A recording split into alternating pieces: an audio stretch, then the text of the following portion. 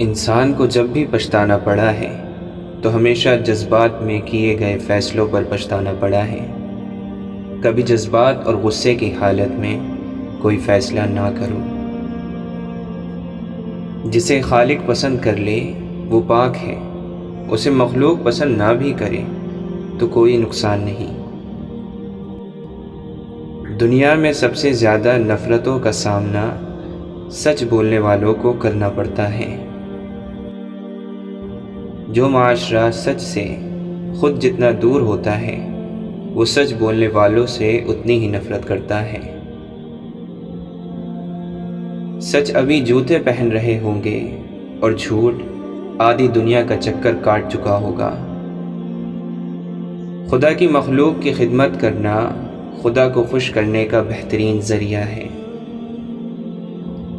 اس بات کا یقین رکھو کہ جنہوں نے آپ کو بے سکون کیا ہے وہ پرسکون ہونے کی جتنی بھی اداکاری کر لیں، سکون میں وہ بھی کبھی نہیں رہ سکتے۔ چھوٹے ہمیشہ اپنے بڑوں سے ہی سیکھتے ہیں، عبادتیں بھی، محبتیں بھی اور نفرتیں بھی۔ حضرت علی رضی اللہ عنہ نے فرمایا، 3 رشتے بے نقاب ہو جاتے ہیں: بڑھاپے میں اولاد، مصیبت میں دوست، غربت میں بیوی۔ مولانا وحید الدین خان فرماتے ہیں، اس دنیا کی سب سے بڑی خیر مثبت سوچ ہے اور دنیا کا سب سے بڑا شر منفی سوچ ہے۔ یہی میری زندگی کی آخری دریافت ہے۔ امام غزالی رحمۃ اللہ علیہ فرماتے ہیں، جو غلطی کر نہیں سکتے وہ فرشتہ ہے، جو غلطی کر کے اس پر ڈٹ جائیں وہ شیطان ہے، اور جو غلطی کر کے فوراً توبہ کر لے وہ انسان ہے۔ جو توبہ کر کے اس پر قائم رہے وہ اللہ تعالیٰ کا محبوب بندہ ہے۔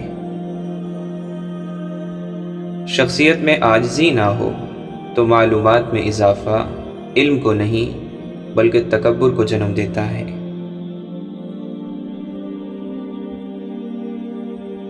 تکبر حق کی مخالفت کرنے اور لوگوں کو حقیر جاننے کا نام ہے۔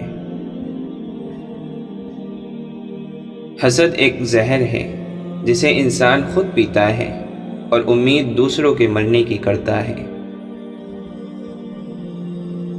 میں درست ہوں باقی سب غلط ہیں، یہ ایک تباہ کر دینے والی سوچ ہے۔ آپ کا بہترین استاد آپ کی آخری غلطی ہے۔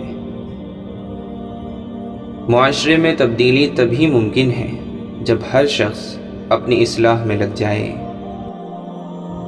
اس شخص کو بدلنا مشکل ہے جو اپنے افعال و اعمال کی کمی کو دیکھنے سے قاصر ہو۔ اللہ کے نبی صلی اللہ علیہ وسلم نے فرمایا، صبر کے ساتھ آسانی کا انتظار کرنا عبادت ہے۔ حضرت موسیٰ علیہ السلام نے عرض کیا، خدایا میں تجھ کو کہاں تلاش کروں؟ اللہ نے فرمایا، ٹوٹے ہوئے دلوں کے پاس۔ اللہ تعالیٰ قرآن مجید میں فرماتا ہے، اور ہم نے تم لوگوں کو ایک دوسرے کے لیے آزمائش بنا دیا تاکہ دیکھیں کیا تم صبر کرتے ہو۔ دنیا کا سب سے مشکل کام اپنے کام سے کام رکھنا ہے۔ زبان کو قابو میں رکھو، یہ ایسا تیر ہے جس کا نشانہ اکثر غلط ہی ہوتا ہے۔ لوگوں کی اکثریت کو مت دیکھو کہ لوگ کدھر جا رہے ہیں، صحیح راستہ اپناؤ، چاہے اس راستے پر آپ اکیلے ہی کیوں نہ ہوں۔ ہر ایک لمحہ کوئی نہ کوئی اس دنیا کو پیچھے چھوڑ جاتا ہے، ہم سب اس قطار میں انجان بن کر کھڑے ہیں۔ اے انسان، ڈر اس دن سے جب تیرے ہی ہاتھ تیرے خلاف ہی گواہی دیں گے۔ سجدہ چھوٹ جائے تو معافی ممکن ہے، انسانیت دم توڑ گئی تو خدا بھی نہیں ملے گا۔ ہر عمل کا رد عمل ہوتا ہے، لیکن ہم لوگ معصوم بن کر رد عمل بتا بتا کر ہمدردیاں سمیٹتے ہیں، کیونکہ عمل بتانے سے اپنا مکروہ چہرہ سامنے آتا ہے۔ اگر تنقید ہی کرنی ہو تو نرم لہجے میں کریں، کیونکہ نرم لہجہ ضمیر جگاتا ہے، جبکہ سخت لہجہ انا کو جگا دیتا ہے۔ جو عبادات اخلاق اور کردار پر اثر انداز نہ ہو سکیں وہ مشقت کے سوا کچھ نہیں۔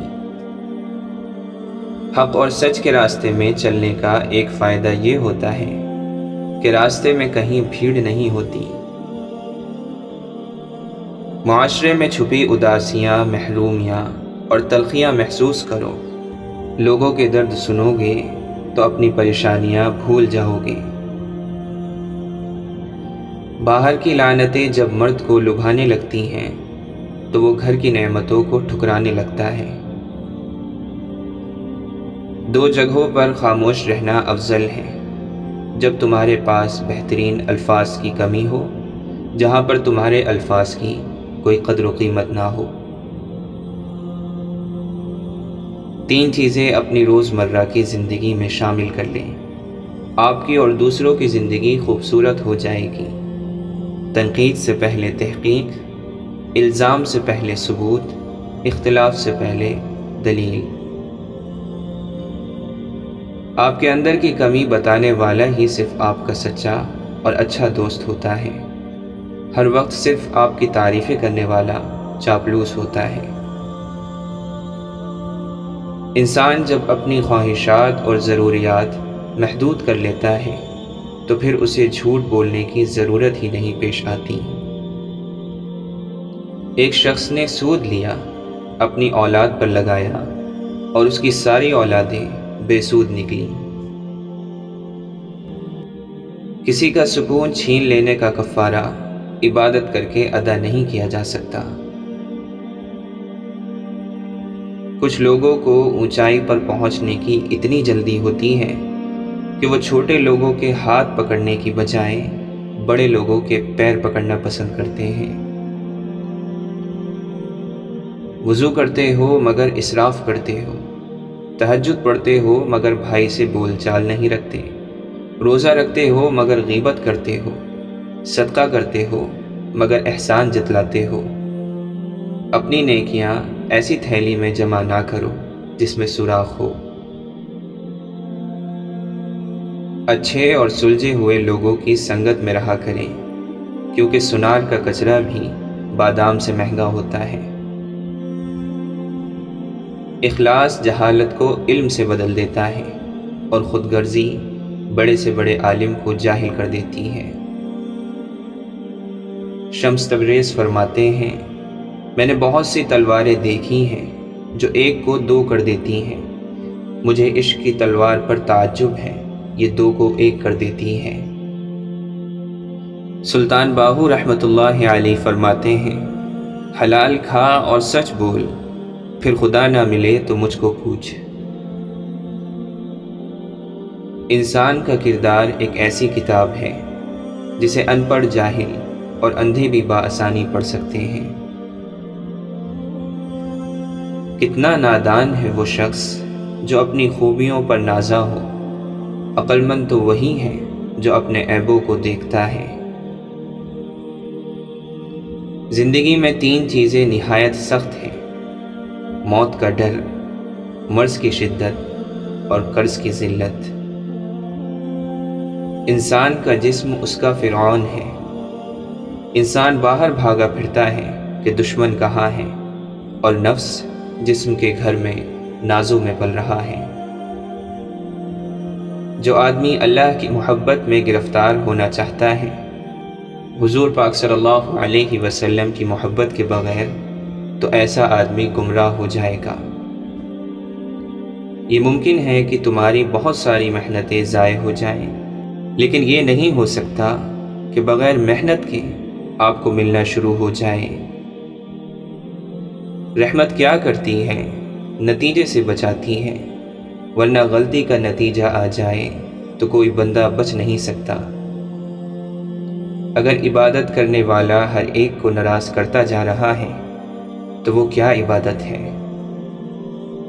اگر تتلی کی تمنا ہو جائے تو انسان اسے پکڑنے کے لیے اپنے قافلے سے بچھڑ جاتا ہے، اسی طرح اگر اللہ کی تمنا ہو جائے تو ہر خیال ختم ہو جاتا ہے۔